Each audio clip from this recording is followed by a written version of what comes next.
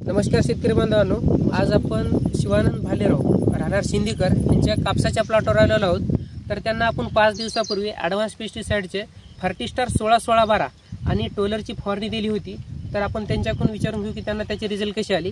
दादा नमस्कार. नमस्कार. आपला पूर्ण परिचय करून द्या. शिवानंद भालेराव सिंदीकर. 5 दिवसापूर्वी आपला फर्टिस्टार 16-16-12 आणि टोलरची फवारणी घेण्याच्या अगोदर आपला प्लॉट कसा होता? प्लॉट का बघा, आता हे आपला कापूस आणि हे कापसाच्या पानाच्या खालच्या साईडला ह्याच्यावर तुडतुडे आणि माव असं पडलं होतं. आणि हे दुसरी गोष्ट, त्या माव आणि तुडतुडीनं हे पान असं खाली असं हे होऊ लागलं, म्हणजे असं पिंगळा होऊ लागला. पिंगळा आणि जवळ यायला लागलं, पान असं बारीक होऊ लागलं. मग आपण ॲडव्हान्स पेस्टिसाइडच्या टोलरची फवारणी घेतली त्याच्यामध्ये आणि 16-16-12.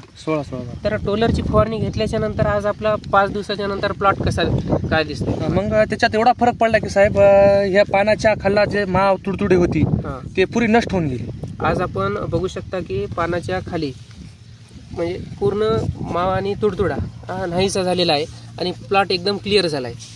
तर 16-16-12 वापरल्याच्या नंतर आपल्याला त्याच्यामध्ये काय प्लॉटमध्ये बदल दिसायला लागला? 16-16-12 वापरल्याच्या नंतर पानाचे आकार वाढायला लागला आणि पान पुरं नॅचरली हिरो व्हायला लागलं. आणि दुसरी याची वाढ होऊ लागली आणि ह्याला दुसरा एक त्याचे पान नवीन असे बारीक फुटायला लागले. तुम्ही बघा साहेब, एवढा फरक पडला आता 16-16-12. म्हणजे आज प्लॉटची कंडिशन तेवढं माव आणि तुडतुडा असताना सुद्धा एवढा प्लॉट क्लिअर झाला आणि प्लॉटची वाढ सुद्धा व्हायला लागली. तर आपण फर्टिस्टार 16-16-12 आणि टोलर वापरला. तर इतर शेतकऱ्यांना काय सांगू इच्छित आहे? इतर शेतकऱ्यांना माझी इच्छा आहे की आता आपल्याला तर आपल्या बघल्या तुम्ही आता शेतकऱ्यांना आपल्या जर साहेबाला दाखवलं, याच्यावर तर बघले साहेबांना की चांगलं नष्ट होऊन गेलं आणि मलाही थोडा विश्वास आला फवारणीवर. तर इतर शेतकऱ्यांनी वापरलं तर बरं होईल. बरं, धन्यवाद.